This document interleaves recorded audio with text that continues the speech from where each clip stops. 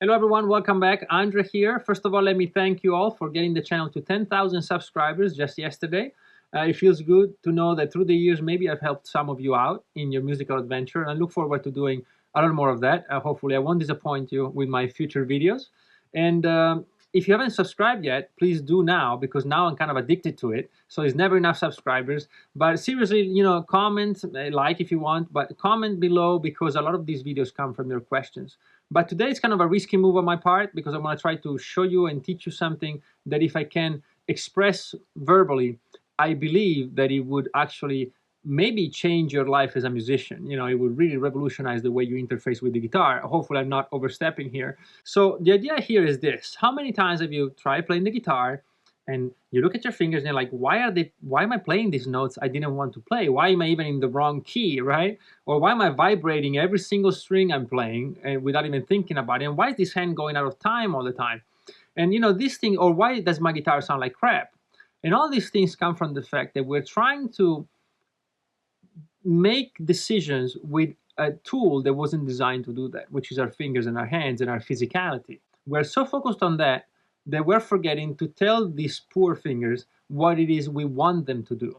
So there has to be something above what we're doing to guide them in the right direction. All this stuff, the notes we play, how we play them, the intensity at which we play them, the tempo and the timing at which we play them, and the sound that our guitar produces, they don't come from the fingers or from here, they actually do come from here. They come from our mind. So let me give you 3 little exercises that hopefully will, get you into the mood. So let's get started.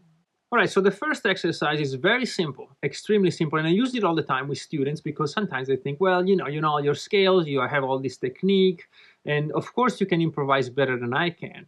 And the thing that really drives them crazy is that because I train my ear so much, when I play a note, I know exactly how every other note will sound, and then I pick and choose. And so I rarely go to a note where I didn't want to go. So how do we fix that? Well, I tell them, why don't you just play 3 notes?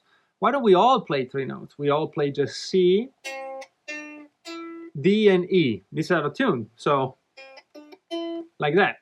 Why don't we play just C, D, and E, and we stay with these 3 notes for a little while.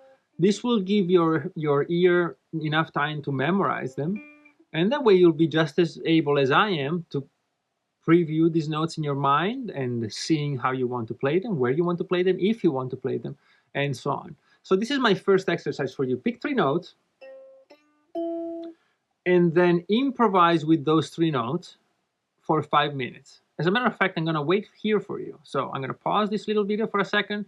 You hit that pause button, try to play 5 minutes with just 3 notes, and then we'll be right back.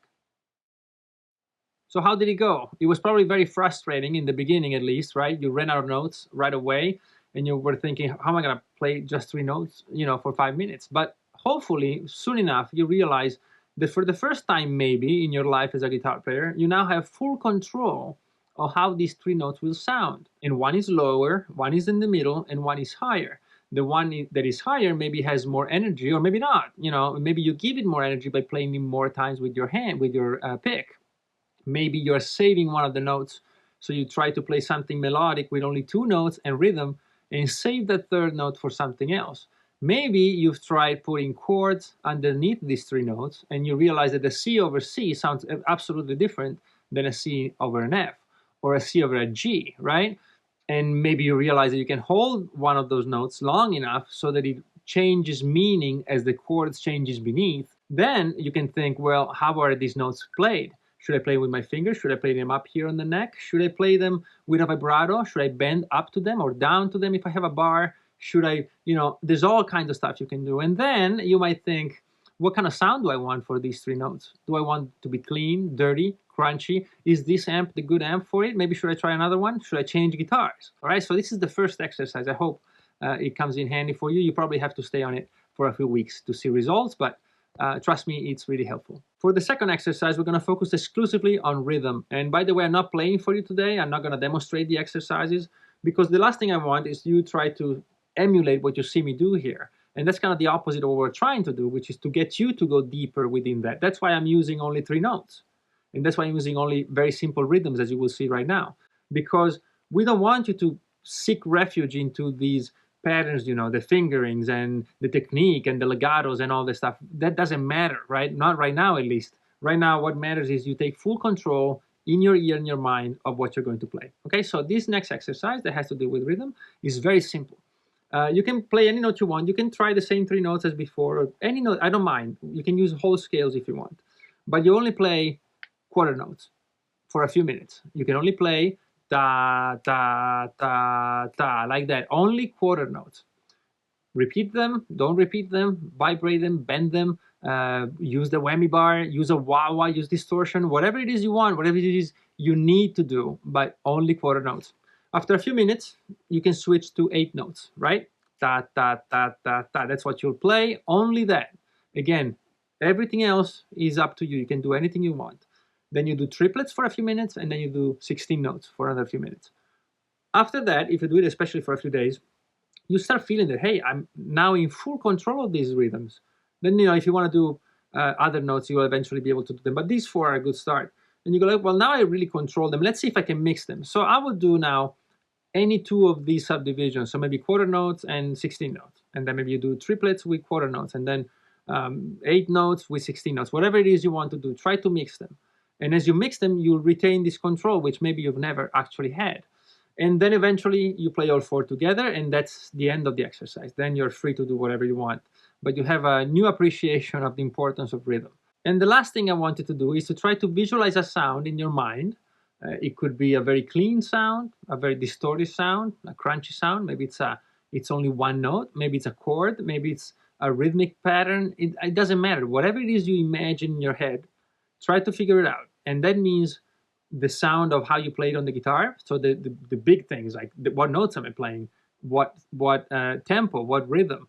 But we're gonna go deeper than that and try to think of the actual color of the sound, the timbre. So what pickup should I use? If you have more than 1 guitar, what guitar you think will get you there faster?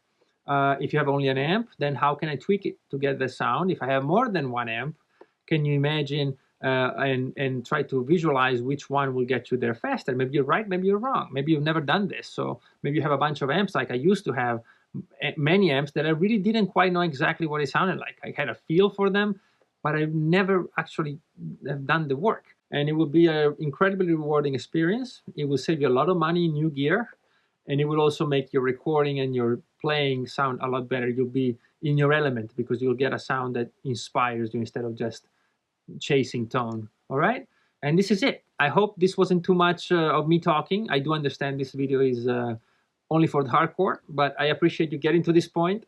And I do believe that if you do everything I said in this video and make it your own, you will thank me later. All right, thanks again for being there. Thank you very much for your support, and I look forward to seeing you out there. Bye bye.